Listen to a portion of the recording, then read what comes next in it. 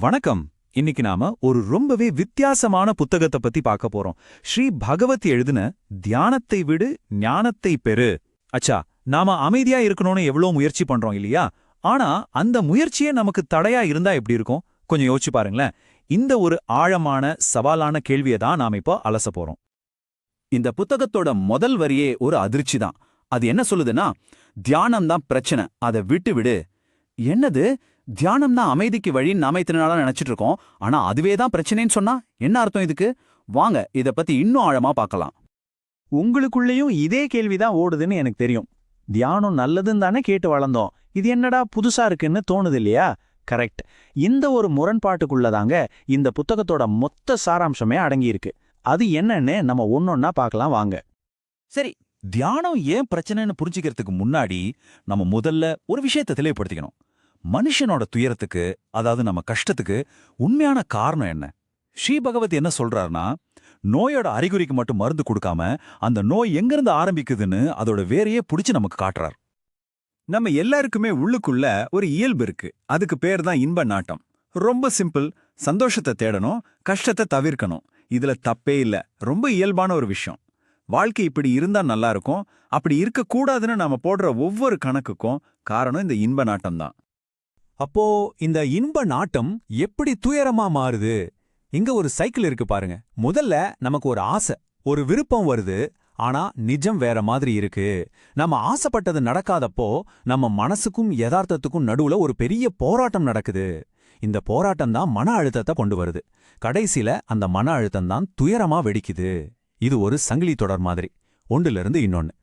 இந்த துயரத்துல இருந்து வெளியே வரத்துக்கு முயற்சி செஞ்சவங்கள ஒருத்தர் தான் நம்ம எல்லாருக்கும் தெரிஞ்ச புத்தர்.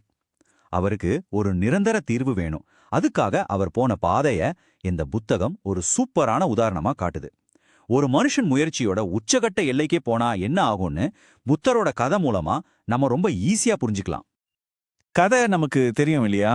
அரண்மனையிலே வளர்ந்த இளவரசர் சித்தார்த்தர் ஒரு நாள் வெளியே வர்றாரு. அப்போ 4 காட்சிகளை பார்க்கறாரு. ஒரு வயசானவர், ஒரு நோயாளி, ஒரு இறந்த உடல், அப்புறம் ஒரு துறவி. முதல் 3 காட்சியும் வாழ்க்கையோட கஷ்டங்களை அவருக்கு முகத்துல அடிச்ச மாதிரி காட்டுச்சு. ஆனா அந்த 4வது காட்சி, அந்த துறவியை பார்த்தப்போதான், அடடா இதுக்கு ஒரு தீர்வு இருக்கணும்னு ஒரு தேடல் அவருக்குள்ள ஆரம்பிச்சது. அவரோட தேடல் இன்னும் சும்மா இல்லைங்க, பயங்கரமான முயற்சி. 6 வருஷம் நினைச்சு பாருங்க. அரண்மனை, குடும்பம், ராஜ்யம்னு எல்லாத்தையும் விட்டுட்டு போயிட்டார். அந்த காலத்துல இருந்த பெரிய பெரிய குருமார்கள் கிட்ட போய் எல்லா தியான முறைகளையும் யோக முறைகளையும் கட்டுக்கிட்டார். உடம்ப வருத்தி எலும்பும் தோலுமா ஆகி உச்சகட்ட தவம் செஞ்சார். சொல்லப்போனா முயற்சிங்கிற வார்த்தையோட கடைசி எல்லைக்கே போயிட்டார். ஆனா என்னாச்சு தெரியுமா? 6 வருஷ தொடர் முயற்சி. இவ்ளோ கஷ்டப்பட்டும் அவர் தேடின அந்த ஞானம், அந்த தீர்வு கிடைக்கவே இல்ல. அவர் செஞ்ச அவ்வளவு முயற்சிகளும் தோல்வியில தான் முடிஞ்சது. இதுதான் இந்த கதையில நம்ம ரொம்ப கவனிக்க வேண்டிய ஒரு முக்கியமான திருப்புமுனை. அப்பதான் அந்த மேஜிக் நடந்தது. கதையோட மிகப்பெரிய டர்னிங் பாயிண்ட் இதுதான். புத்தருக்கு ஞானம் கிடைச்சது எப்போ தெரியுமா? அவர் பயங்கரமா முயற்சி செஞ்சப்போ இல்ல. எப்போ அவர் எல்லா முயற்சிகளையும் மொத்தமா கைவிட்டாரோ அப்போதான். உடம்பும் சரி, மனசும் சரி, ரெண்டுமே மொத்தமா சோர்ந்து போச்சு. இனிமே முயற்சி பண்றதுக்கு எதுவுமே இல்லங்கிற நிலைமைக்கு வந்துட்டார். சரி போதும்னு எல்லாத்தையும் அப்படியே கைவிட்டுட்டார். அந்த தேடலையே நிறுத்திட்டார். எந்த ஒரு முயற்சியும் இல்லாம அந்த போதி மரத்துக்கு கீழே சும்மா அப்படியே உட்கார்ந்திருந்தார்.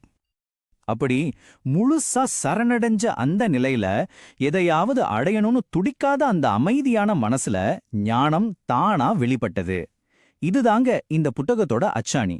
தீர்வுங்கிறது நாம போராடி ஜெயிக்கிற விஷயம் இல்ல. அந்த போராட்டத்தை கைவிடும் போது அது தானா நடக்கிற ஒரு நிகழ்வு. புத்தரோட இந்த அனுபவம் நமக்கு தியானம்னா என்ன, ஞானம்னா என்னன்னு இருக்கிற ஒரு பெரிய வித்தியாசத்தை ரொம்ப அழகா புரிய வைக்குது. சரி வாங்க, இந்த 2 வார்த்தைக்கும் இந்த புத்தகம் என்ன விளக்கம் கொடுக்குதுன்னு பார்க்கலாம். முதல்ல தியானம். இந்த புத்தகம் தியானத்தை மனோலயம்னு சொல்லுது. அப்படின்னா என்ன? மனச ஒரு விஷயத்துல ஒன்ற வைக்கிறது. இது ஒரு செயல். இதுக்கு முயற்சி வேணும். உதாரணத்துக்கு, நாம ஒரு த்ரில்லர் சினிமா பார்க்கும்போது, இல்லனா ஒரு கஷ்டமான கணக்கு போடும்போது நம்ம மனசு அதுல முழுசா முழுகிடும் இல்லையா? அதுதான் மனோலயம். ஆனா இது கொஞ்ச நேரத்துக்கு தான். அந்த வேலை முடிஞ்சா அந்த நிலைமையும் முடிஞ்சிடும். அடுத்தது ஞானம். இத மனோநாசம்னு சொல்றாங்க. ஐயோ, நாசம்னா அழிக்கிறதுன்னு நினைக்காதீங்க. இங்க அதுக்கு அர்த்தம் வேற. மனசோட இயல்பான நிலை, எந்த ஒரு வடிவமும் இல்லாத, எந்த முயற்சியும் இல்லாத ஒரு ஃப்ரீயான நிலை. இது ஒரு செயல் கிடையாது, இது நம்மளோட இயல்பு. நாம எதுவுமே பண்ணாம சும்மா இருக்கும்போது மனசு எப்படி இருக்கோ அதுதான் ஞான நிலை. சிம்பிளா சொன்னா இது இருப்பது செய்வதில்ல. இங்க பாருங்க, இந்த ஒப்பீடு பார்த்தா இன்னும் தெளிவா புரியும். தியானம் அது ஒரு தற்காலிக நிலை, அதுக்கு முயற்சி வேணும், அது மனோலயம். ஆனா ஞானம் அது நம்மளோட இயல்பான நிலை, அதுக்கு முயற்சியே தேவையில்லை, அது மனோநாசம். சுருக்கமா சொல்லணும்னா தியானம்ங்கிறது எதையோ அடையறதுக்கான ஒரு டெக்னிக். ஆனா ஞானம்ங்கிறது ஏற்கனவே நம்மகிட்ட இருக்கிறத சும்மா உணர்றது, அவ்வளவுதான். சரி சரி, இவ்வளோ தத்துவமா இருக்கே, இதெல்லாம் நம்மளோட டெய்லி லைஃப்க்கு எப்படி செட் ஆகும்னு யோசிக்கிறீங்களா? இந்த பெரிய ஐடியாவை ரொம்ப சிம்பிளா புரிஞ்சுக்க ஒரு சூப்பரான உதாரணம் இருக்கு, வாங்க பார்க்கலாம். ராத்திரி தூக்கம் வராம கஷ்டப்பட்டுட்டோம்டா, அந்த அனுபவத்தை கொஞ்சம் மனசுல கொண்டு வாங்க. இது நம்ம எல்லாருக்குமே நடந்திருக்கும். நாம தூக்கத்தை வர வைக்க எவ்வளவு முயற்சி பண்றோமோ அந்த அளவுக்கு தூக்கம் வராம முழிச்சிட்டு தான் கிடப்போம், இல்லையா? தூங்கணும் தூங்கணும்னு மனசுக்குள்ள ஒரு போராட்டம் போட்டா தூக்கம் வரவே வராது. ஆனா எப்போ அந்த முயற்சி அப்படியே விட்டுட்டு வரட்டும் பாபான்னு சும்மா படுத்துட்டு இருக்கோமோ அப்போ தூக்கம் தானா நம்மள தேடி வரும். அமைதியும் இதே மாதிரி தான். நாம அதை தேடி தேடி ஓடிமா அது நம்மளை விட்டு விலகி ஓடும். ஆனா அந்த தேடலை நிறுத்தும் போது அது இயல்பா நம்ம கிட்ட வந்து சேரும். அப்படின்னா நாம தேடுறது அமைதியா இருந்தாலும் சரி, இல்ல ஞானமா இருந்தாலும் சரி, ஒருவேளை அதை நம்ம தேடுறதை நிறுத்துறப்போதான் அது நம்மள வந்து அடையுமோ? இதுதான் இந்த புத்தகம் நம்ம மனசுல விதைக்கிற ஒரு பெரிய கேள்வி. இத பத்தி நீங்க என்ன நினைக்கிறீங்க? கொஞ்சம் யோசிச்சு பாருங்க. இந்த முழு விளக்கத்தையும் கேட்டதுக்கு ரொம்ப நன்றி. இந்த கருத்து உங்களுக்கு பயனுள்ளதா இருந்தா உங்களோட நண்பர்கள், குடும்பத்தினர் கூட இத பகிர்ந்துக்கோங்க. அன்பையும் புரிதலையும் எல்லாரும் சேர்ந்து பரப்புவோம். நன்றி.